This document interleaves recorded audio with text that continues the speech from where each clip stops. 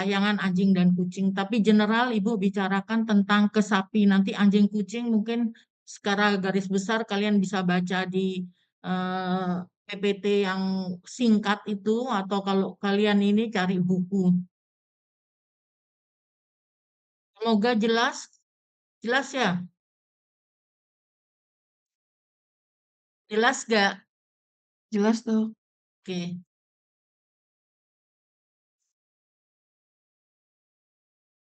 Partus yaitu kelahiran. Pada dasarnya itu eh, fisiologi normal.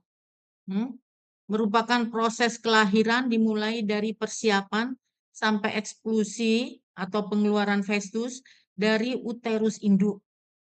Pemicu terjadinya partus ialah fetus yang memberikan sinyal kepada induk. Di sini ada stres pada fetus sehingga induk mengeluarkan hormon prostaglandin PGF2 alfa yang menyebabkan korpus luteum gravidatum teregresi dan hormon progesteron mengalami penurunan yang sangat signifikan sekali, yang jauh sekali dari sebelum partus. Yang selanjutnya terjadi lonjakan estrogen yang menyebabkan kontraksi uterus hingga terjadi partus. Jadi di sini kita lihat ada beberapa hormon yang berpengaruh terhadap eh, terjadinya kelahiran tersebut. Yaitu pertama pasti fetal kortisol.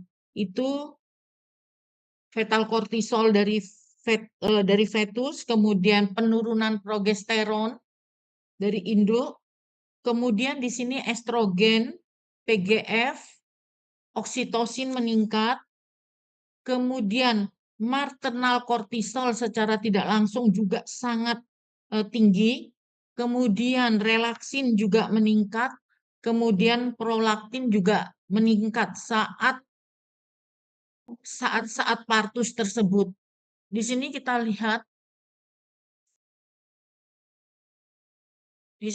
lihat, kondisi sebelum partus. Namun setelah partus ini progesteron meningkat, relaksin naik, fetal naik, estrogen, PGF, oksitosin naik, maternal juga naik, prolaktin juga naik. Itu yang menyebabkan terjadinya partus. Inisiasi partus ya. Biasanya terjadi karena stresor fetus akibat kondisi lingkungan yang sudah tidak nyaman atau terjadinya hipoksia, kurang oksigen, kelebihan CO2, hipertensi atau hipotensi, kemudian glukosa darah juga meningkat di sini.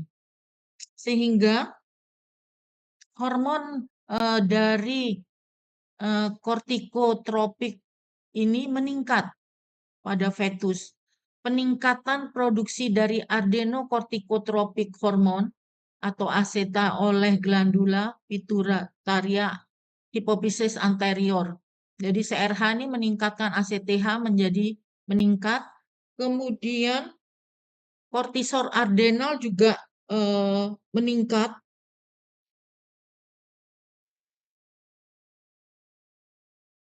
Adrenal juga meningkat. Kemudian perubahan progesteron menjadi estrogen di plasenta.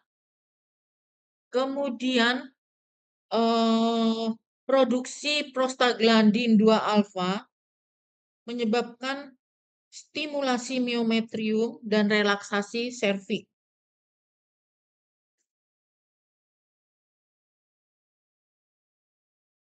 Kontraksi miometrium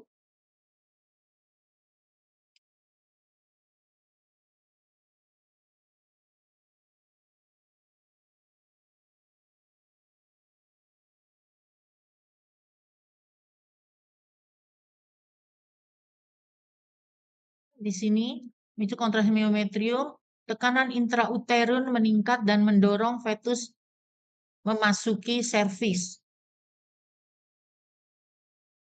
Kemudian terjadi karena tekanan intrauterin tersebut menyebabkan fetus masuk ke dalam serviks yang disebut dengan refleks Ferguson.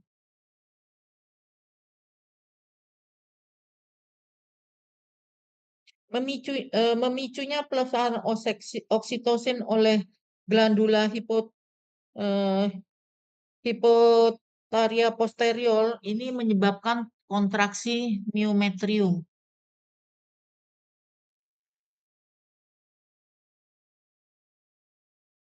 Proses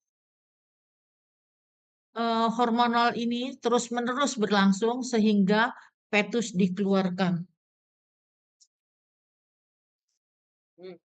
Jadi pada garis besarnya ini ada stresor dari fetus, RH meningkat, ACTH meningkat, kortisol dari fetus juga meningkat, kemudian perubahan plasenta di plasenta progesteron menjadi estrogen, kemudian terjadi stimulasi miometrium oleh prostaglandin induk, kemudian kontraksi miometrium menyebabkan juga adanya relaksin eh,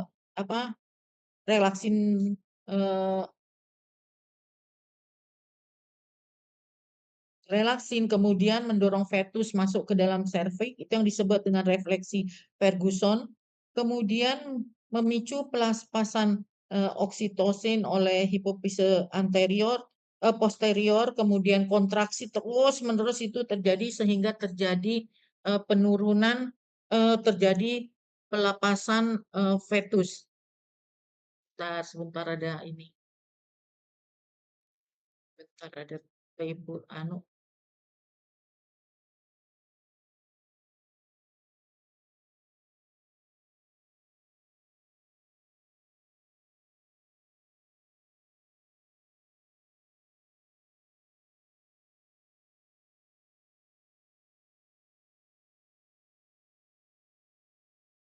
Jadi, artinya tetap portal hipotalamus, hipofise anterior itu tetap dan organ itu tetap berlangsung.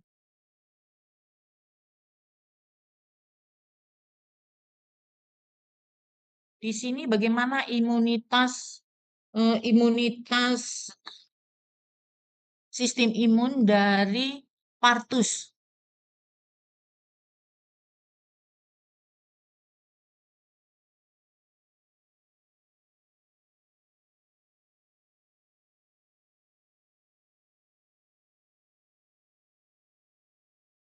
Di sini progesteron, karena kondisinya progesteron di dalam darah itu pasti tinggi sekali, dapat berfungsi untuk menghambat kerja leukosit. Progesteron ini bertujuan untuk mencegah penolakan janin dari tubuh induk karena dianggap sebagai agen asing selama masa kebuntingan. Jadi ini bukan tujuan ini. Jadi bukan lagi dianggap benda asing. Kita ketahui bahwa sistem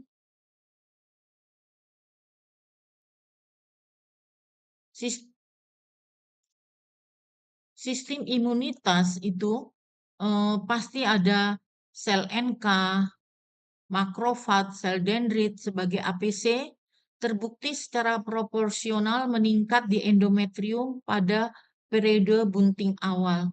Jadi NK, makrofag ini dianggap APC. Nanti kita akan tahu bahwa eh, adanya APC itu akan memicu init, baik init maupun non init dari sistem imunitas.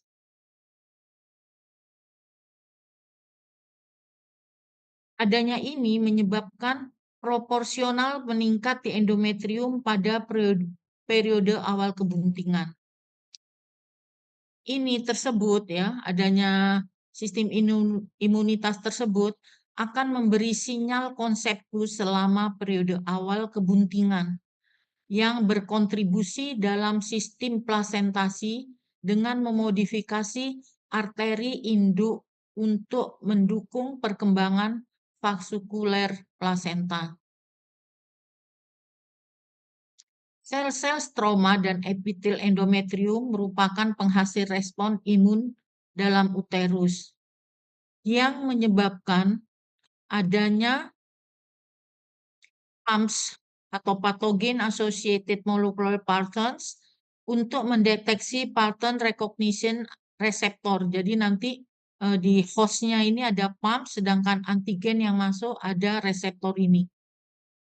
Ikatan dari PAMS PRS mengaktifkan, kedengeran nggak?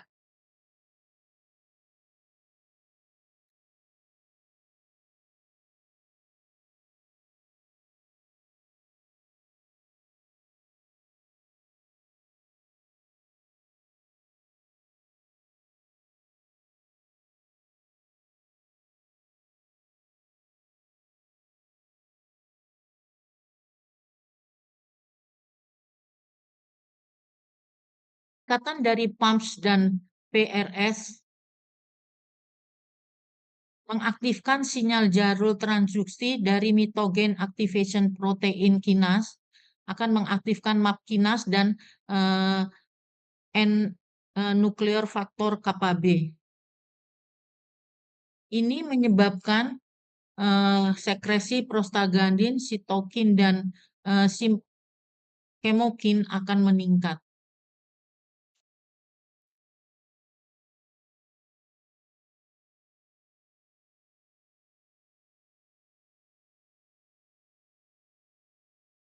Di sini sel epitel dan sel stroma mengekspresikan toll-like reseptor 4, TLR4, yang merupakan reseptor imun bawaan untuk LPS atau endotoksin yang berasal dari bakteri, yang merupakan spams kunci dari patogen uterus yang umumnya yaitu coli.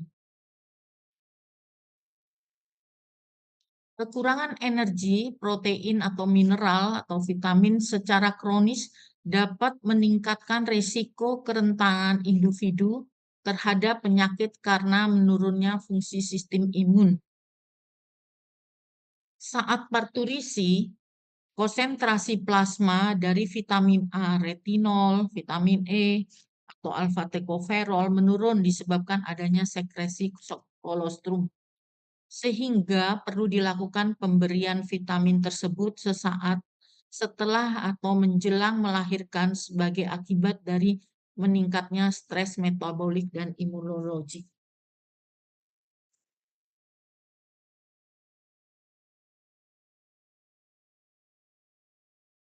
Jadi di sini garis besarnya bahwa progesteron itu hambat leukosit, mencegah penolakan fetus. Jadi fetus diterima. Di sini NK, CLNK, makrofag, dendrit ini sebagai eh, sel imunitas, ya,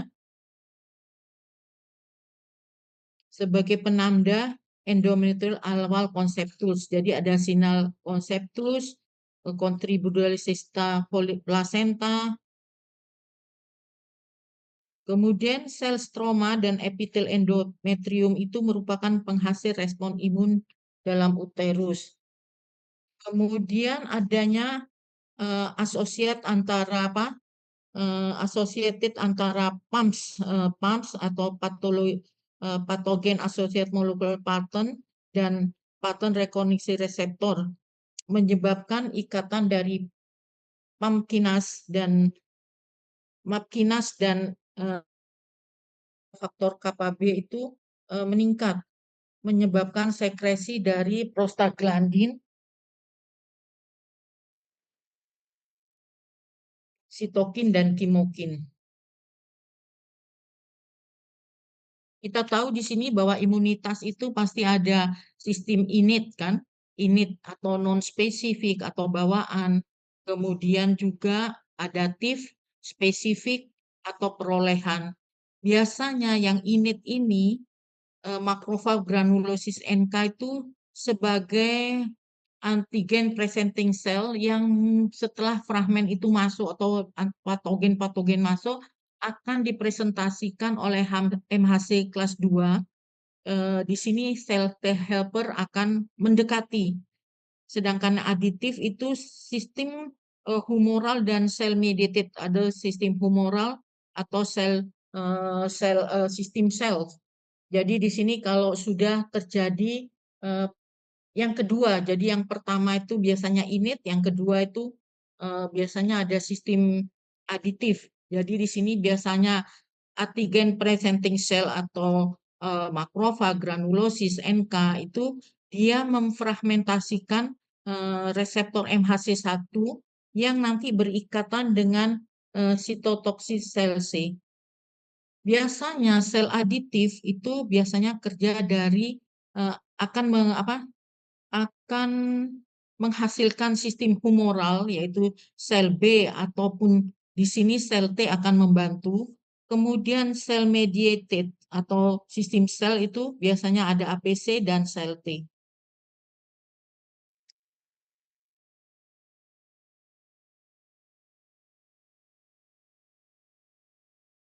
Di sini kita lihat sistem kelahiran, kita tidak masuk ke situ dulu, kita masuk gini.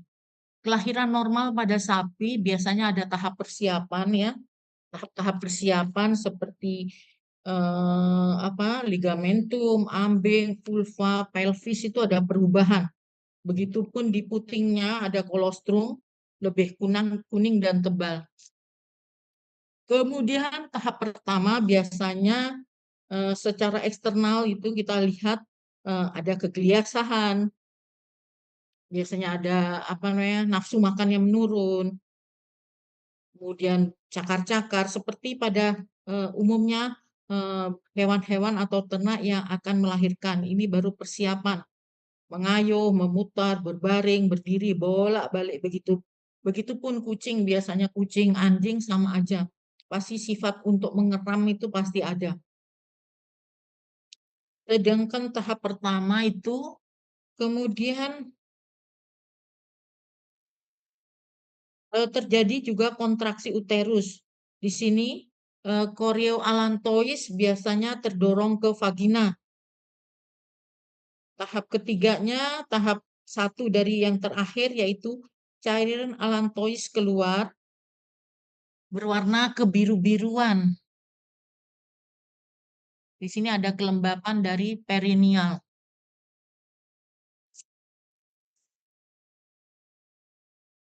Tahap kedua dari kelahiran yaitu biasanya pada sapi setengah sampai 3 jam. Sapi normalnya melahirkan dalam posisi berbaring, frekuensi pengejanan abdominal meningkat. Jadi eh, pernafasan perut itu meningkat. Selama pengeluaran posisi pedet dapat berputar sekitar 45 derajat Celcius ke kanan atau ke kiri, sehingga memungkinkan melalui diameter pinggul terbesar dari induk situ. Karena kondisinya itu eh, apa adanya kontraksi itu menyebabkan adanya hormonal itu menyebabkan pelvis itu semua membesar, semua melebar. Biasanya presentasi fetus longitudinal anterior sekitar 90%, posisinya dorsal, posturnya kepala dan kaki depan terjungkit di depan.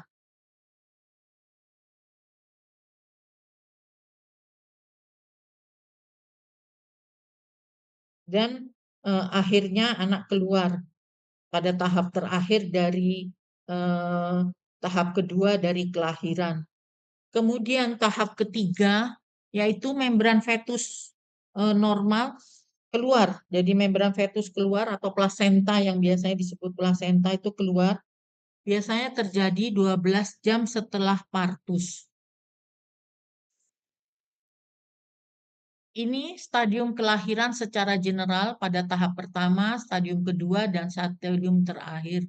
Nanti jika ingin tertarik, itu beda ya. Beda kuda itu, ini tahap keduanya cepat sekali, yaitu 30 menit, dan plasenta keluar kurang lebih 3 jam. Sedangkan pada hewan yang anjing, kucing itu tahap pertama 2 sampai 12 jam. Biasanya anaknya itu lebih dari 2 biasanya. Kalau kita akan menggunakan hormon di sistem ini, jika anak pertama sudah keluar, baru kita bisa menggunakan hormonal seperti oksitosin gitu dalam dosis yang sangat-sangat sesuai dosis. Hmm? Jadi hati-hati dalam penggunaan hormon, baik pada hewan kesayangan yang kelahirannya banyak, multipara kayak gitu. Hati-hati juga pada babi, mama kita menggunakan hormon, seharusnya sudah terjadi eh, tahap kedua atau sudah terjadi kelahiran. Tahap kedua yaitu terakhir anak sudah keluar baru kita bisa menggunakan hormonal. Jika penggunaan itu hormonal dimulai sebelum tahap tersebut, biasanya terjadi tingkat kematiannya cukup tinggi. Jadi di dalam perut dari abdomen dari atau di dalam uterus itu terjadi apa?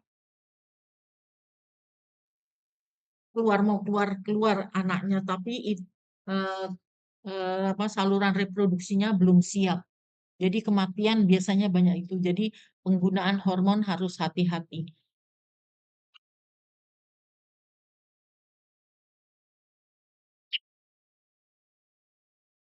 Hmm. Nanti dilihat kalau tertarik dengan tentang kelahiran pada ternak, dicari ini hmm, referensinya. Di sini kita lihat pada sapi, karena nanti banyak berkecimpung dengan sapi. Hewan kecil mungkin banyak di penyakit apa penyakit eh, penyakit hewan kecil atau di rumah sakit gini. Jadi di sini ada gambar awal tahap kedua kelahiran pada sapi, moncong pedet setingkat dengan persendian kaki, amnion sudah pecah dan lidah pedet menjurut posisi berotasi sekitar 45 derajat Celcius ini. Jadi kita tahu bahwa posisi itu pasti biasanya akan melahirkan tuh berbaring. Di sini juga meningkatnya frekuensi menjan abdominal biasanya di sini. Di sini abdominalnya tuh kontraksinya lebih cepat. Kemudian presentasinya biasanya presentasi apa eh, longitudinal anterior, kemudian posisinya dorsal, kemudian postur kepalanya dengan kakinya itu eh, di depan eh, rektal. Jadi kadang-kadang ada posterior, selama posturnya itu bagus, biasanya bisa di ini. Kejadian ini kejadian fisiologi normal kelahiran. Akhir tahap kedua, kelahiran pada sapi, kepala fetus dan bagian pundak telah keluar. Jadi di sini ciri-cirinya ya, kalau mau kelahiran kita tenang aja selama alantokorionnya belum pecah itu aman. Tapi begitu alantokorionnya pecah, jadi kita sudah harus siap-siap untuk menolong sapi tersebut. Jika terjadi di sini besar atau ini, kita bisa membantu menarik atau mengubah posisi anterior ini. Kemudian tahap kedua kelahiran selesai, sapi berdiri dan menjilati anaknya yang berusaha untuk mengambil posisi eh, lebah saternal. Jadi biasanya setelah kelahiran, setelah keluar ini, kalau sudah keluar ini sudah ringan, biasanya hati-hati harus dijaga kondisinya ini bersih, kemudian dikasih lapis, kemudian dibantu dibersihkan, kemudian pemotongan tali pusar itu perlu bantuan. Nanti ada chapter tentang perawatan pedet. Di sini kelahiran pada kuda, kelahiran pada kambing, kelahiran pada ini akan dibicarakan. Hmm? Biasanya ini kita tahap persiapan aja. Pada kuda biasanya yang khusus-khusus aja, yaitu biasanya kejadian itu jangan terlalu observasi, maksudnya jangan terlalu perhatian di kandang itu, apalagi orang asing, itu menyebabkan stres pada kuda. Begitupun sapi sama aja. Jadi ndak usah biasanya nak koas kalau dalam hal membantu di kandang, biasanya tuh di sekitarnya ini yang menyebabkan kadang-kadang stres dari induk, sehingga menyebabkan tertunda kelahiran tersebut. Begitupun kuda sangat stres sekali dengan asing. Kemudian biasanya kalau kuda itu kelahiran banyak pada jam 6 sore sampai tengah malam. Ini kondisinya juga mengejang, ekornya diangkat, mengejan, itu kayak mau urinasi. Setelah pecah korientalis kita bisa ini. Tahap kedua kurang lagi lebih dari 30 menit. Jadi pengeluaran fetus itu kurang lebih ini. Sedangkan plasenta bisa sampai 3 jam. Hati-hati kadang-kadang kepala itu bisa rotasi, perlu bantuan jadinya. Namun tahap kedua ini sangat cepat sekali pada kuda. Sedangkan domba kambing sama tahap keduanya ini hanya kondisi ini sering sekali terjadi. Biasanya saat tahap kedua ini untuk melahirkan dia kepalanya domba itu sering begini. Mengangkat kepala ke atas suatu mengejan. Jadi model ininya nih. Hmm? Kalau hewan kecil itu normal-normal aja, anjing itu biasa aja. Biasanya plasentanya tuh sering keluar plasentanya Jonaria biasanya anak fetus kayak gitu tuh keluar dengan plasentanya.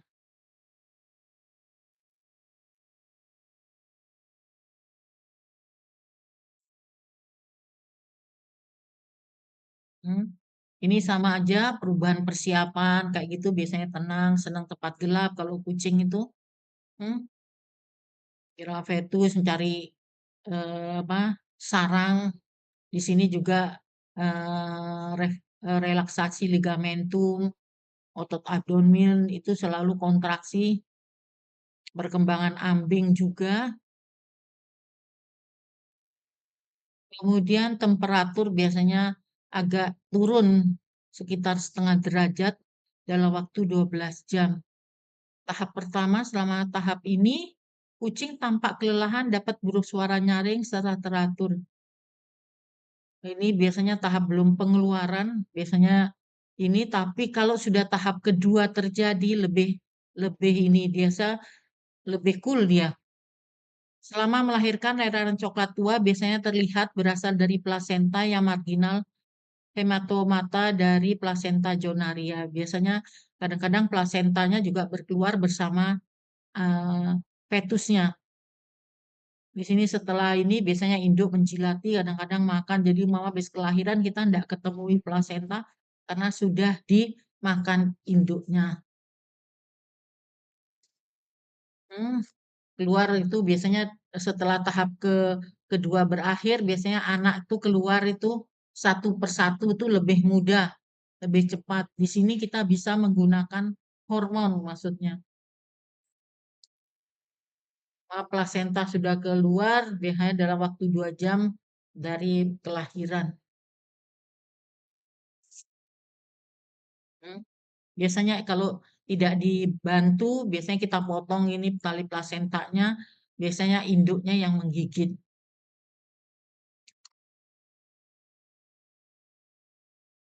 Kemudian kita bicarakan tentang purpurium.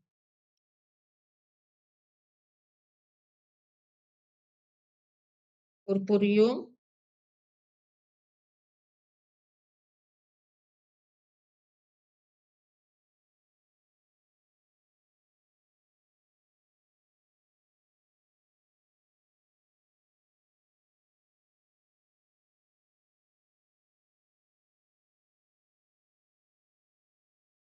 purpurium merupakan periode setelah partu selesai, termasuk stadium ketiga kelahiran, ketika organ dari sistem reproduksi kembali kepada fase masa tidak bunting. Jadi, biasanya ditandai dengan adanya involusi uterus dan restorasi dari fungsi ovarium. Jadi, mau parturisi, purpurium ini siklusnya sudah normal, uterus sudah normal, biasanya bisa terjadi konsepsi. Kemudian ovarium. Di sini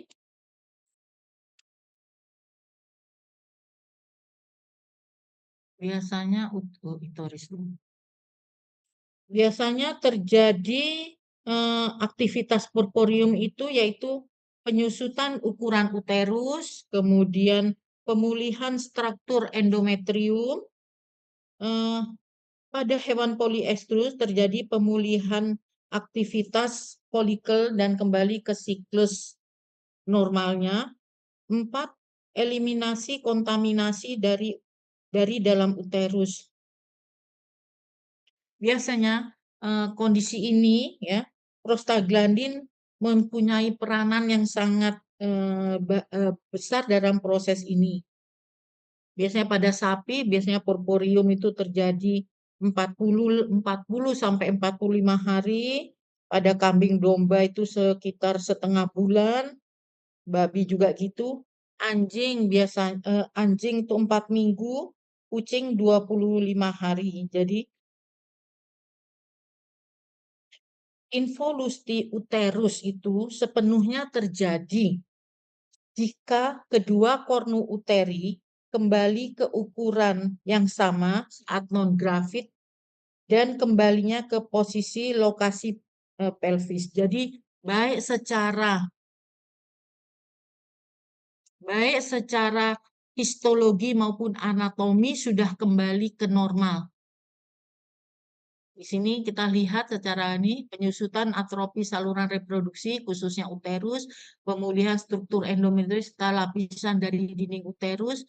Pada spesies polyestrus terjadi pemulihan kembali fungsi ovarium dan kembali uterus, eliminasi kontaminasi pada hewan eh, pada lumen uterus.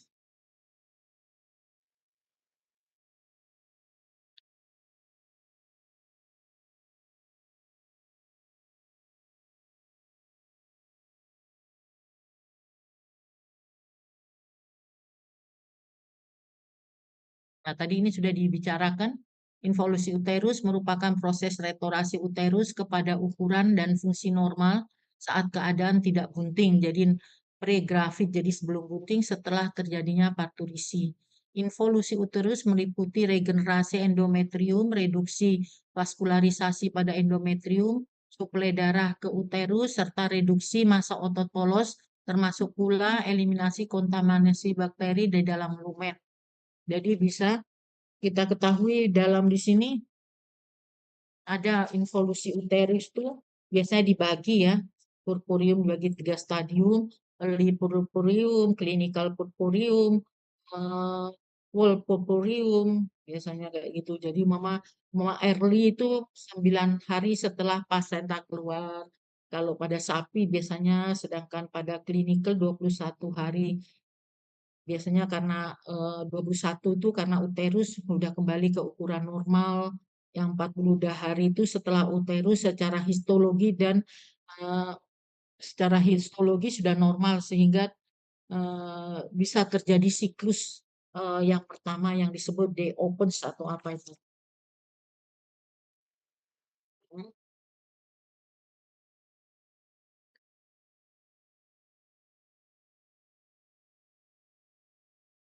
Kemudian involusi uterus dianggap telah sepenuhnya terjadi ketika kedua kuno arteri telah kembali ke ukuran yang sama atau hampir hampir sama setara dengan ukuran non-gravid pada lokasi normal daerah pelvis. Dia kembali sudah ke anatomi, sudah kembali ke tempatnya serta memiliki konsistensi tonus yang normal.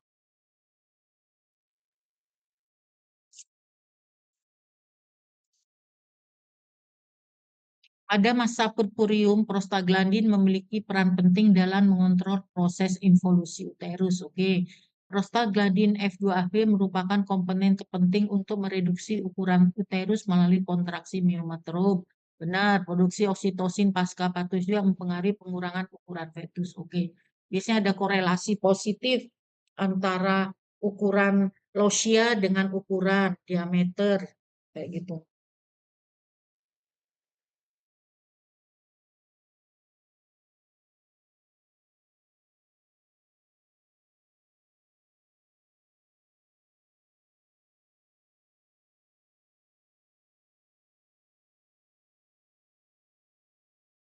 Di sini kita tahu di sini ya, biasanya kondisi-kondisi pasca partus itu biasanya ada perpanjangan purpurium yang disebut dengan esus postpartus, yaitu interval antara kelahiran,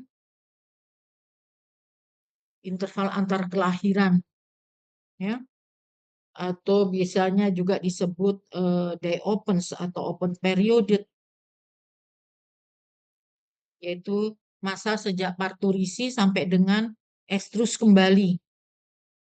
Yang disebut day opens itu biasanya, oh day opensnya bagaimana, normal apa enggak. Selama periode purpurium, uterus biasanya mengeluarkan losia ya, yaitu muskus, darah, debris, membran dari fetus, membran-membran sisa-sisa membran dari fetus, jaringan maternal, cairan fetus juga.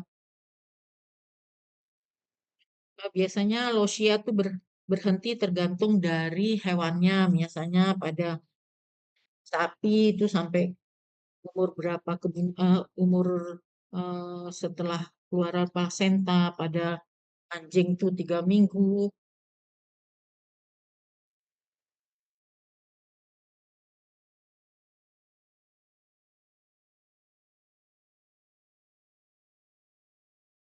Imun.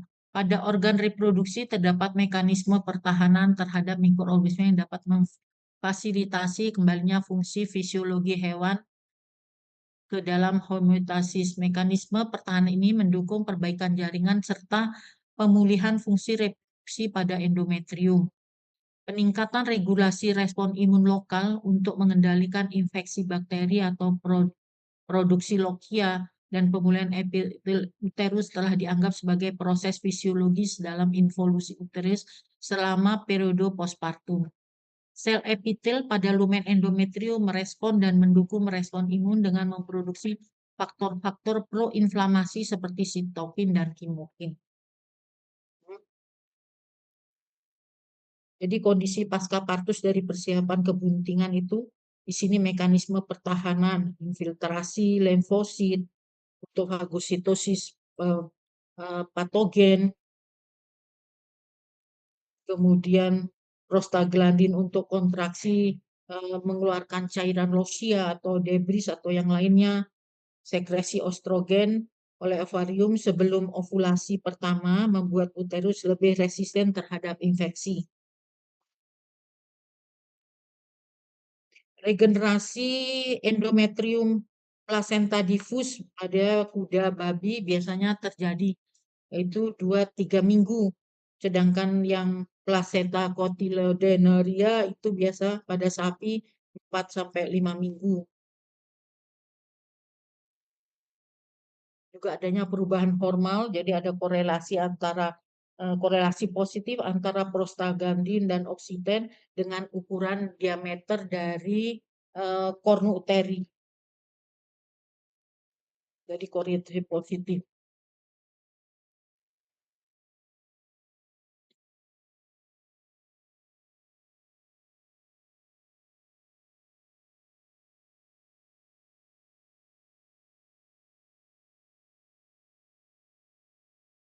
Di sini kita lihat, jadi mama ada perubahannya itu, kayak itu ada bagaimana nek pada kebuntingan coba.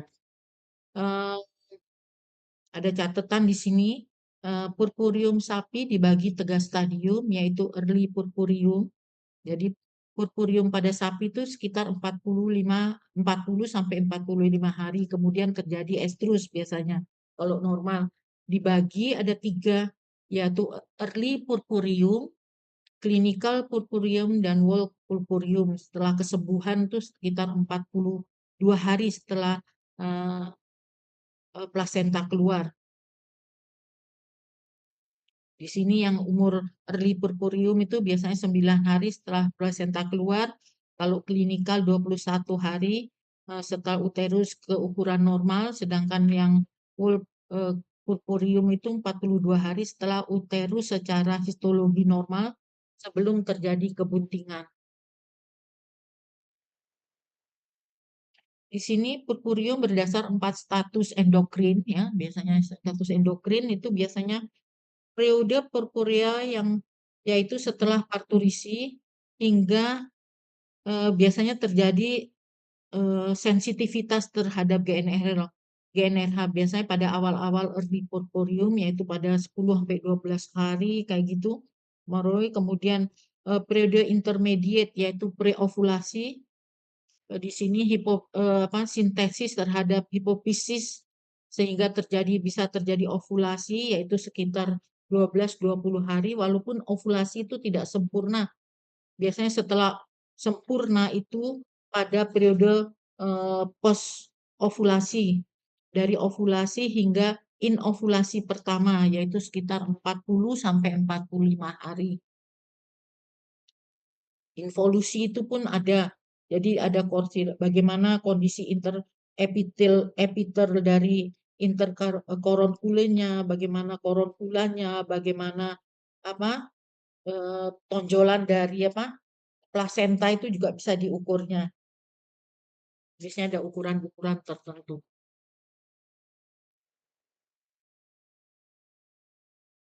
Sistem imunitas, di sini sistem imunitas pada masa awal purpurium endometrium mengaktifkan reseptor yang mengakibatkan sintesis dan produksi sitokin proinflamasi seperti tumor nekrosis alfa, interleukin 8 dan interleukin 6. Tumor nekrosis faktor mendorong migrasi sel imun khusus dari darah ke jaringan uterus. Di sini makrofag, neutrofil, limfosit, serta mengindustri respon imun bawaan cepat dan kuat dari endometrium pada produksi interleukin beta, interleukin 6, dan kemokin seperti interleukin dan HPP. Kemudian regulasi respon cepat ini bisa terjadi akibat sintesis prostaglandin dan produksi dari tumor growth factor beta oleh sel-sel epitel endometrium. Setelah 15 hari pasca partus, respon inflamasi pada endometrium akan menurun dan dialihkan untuk pemulihan kondisi uterus agar optimal dan untuk kebuntingan selanjutnya. Di sini kita lihat bahwa banyak sekali faktor-faktor yang berpengaruh. Di sini kita lihat pada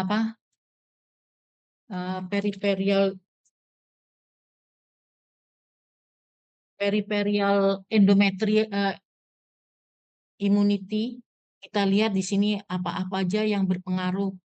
Ya, di sini ada CD8, CD14 seperti monosit, CD4 helper, CD8 sitotoksis, tumor leg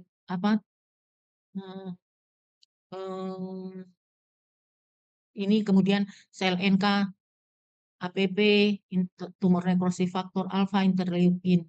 Sedangkan hormon yang berpengaruh di sini sangat berpengaruh yaitu prostaglandin, estrogen, dan kortisol ini daerah periperial di daerah luar di daerah myometrium. Kemudian di sini juga infeksius, terus mekanisme metabolit yang dikeluarkan. Kemudian bagian endometrial trauma pasti terjadi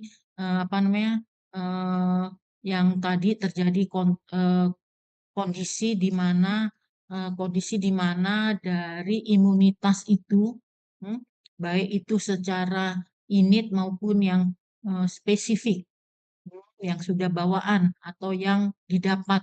Di sini akan mempengaruhi pengeluaran beberapa interleukin atau kemokin. Di sini akan terlihat sendiri bagaimana kerja sinergisme dari APC dan APC dengan cluster dengan cluster atau T helper atau sel sitotoksis, bagaimana dia mengeluarkannya. Di sini nanti dipelajarin. Metabolit, di sini ada keterangan-keterangan reseptor bagaimana. Di sini endometrial trauma, epithelial cell, endometrium ini pengeluaran apa yang terjadi di stadium ini.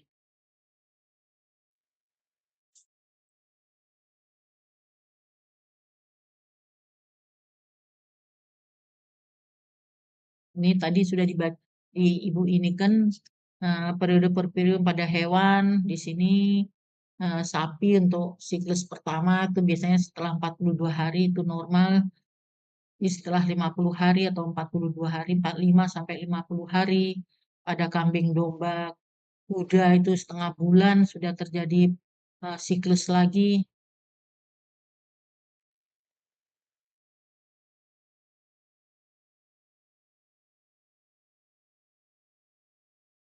Nah, di sini pada kuda spesifik sekali. Biasanya estrusnya cepat sekali. hmm, Namun tingkat konsepsi tinggi pada ovulasi setelah 10 hari pasca partus. Pada babi juga sama, anjing hampir sama, kucing hampir sama. Jadi mama setelah ini, mama biasanya kucing, mama habis kelahiran itu biasanya imunitas itu masih didapat, masih didapat pada sampai umur segini. Tapi begitu dia sampai, biasanya eh, tindakan selanjutnya itu vaksinasi. Jadi selama dia masih menyusui, biasanya masih sistem imunitas masih terjaga. Tapi kalau belum, mama di sekitar itu, di sekitarnya sudah pernah terdedah, biasanya terjadi apa namanya? Terjadi penyakit itu gampang sekali terinfeksi. Jadi biasanya sudah umur 30 kayak gitu kita sudah boleh vaksin pertama dari kucing. Anjing juga parvo terutama kalau anjing, kucing itu masih bisa setelah 3 bulan biasanya. Gantung jumlah anak dengan laktasi dapat menekan estrus secara efektif. Oke, kesimpulan.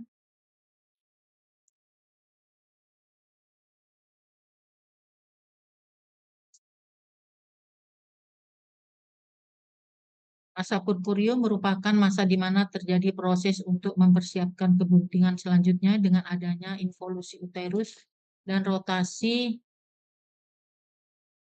fungsi ovarium. Pada setiap hewan yang mengalami parturiasi yang mengalami proses purpurium sebelum kembali siap untuk mengalami kebuntingan selanjutnya. Namun tiap spesies memiliki waktu atau periode yang berbeda dengan kemampuan kembali aktivitas siklus yang berbeda-beda pula. Monggo sudah ini tentang 1 jam ya, padahal eh,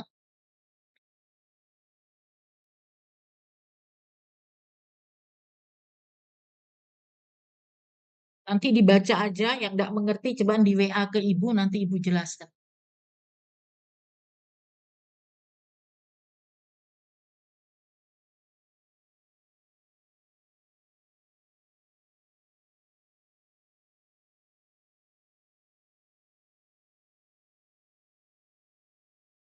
Gimana? Hmm. Coba grup kelas A itu sudah dapat tugas enggak, Dek?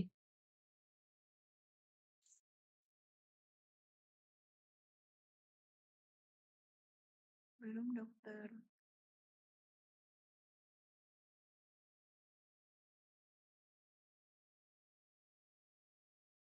Tugas apa ya?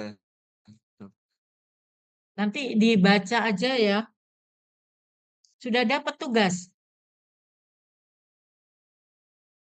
Coba untuk kelasmu nanti ibu lewat Nora aja ibu kasih tugas hmm, untuk membantu jika ada sesuatu nilai jadi ibu bisa bantu.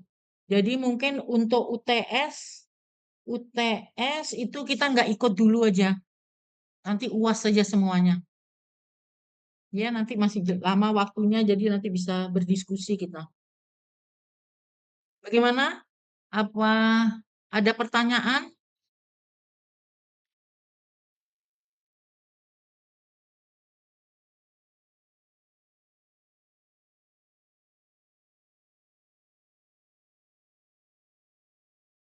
Ibu rasa cukup sekian ya. Ibu akhiri kuliahnya. Selamat pagi. Si dokter nih, dokter.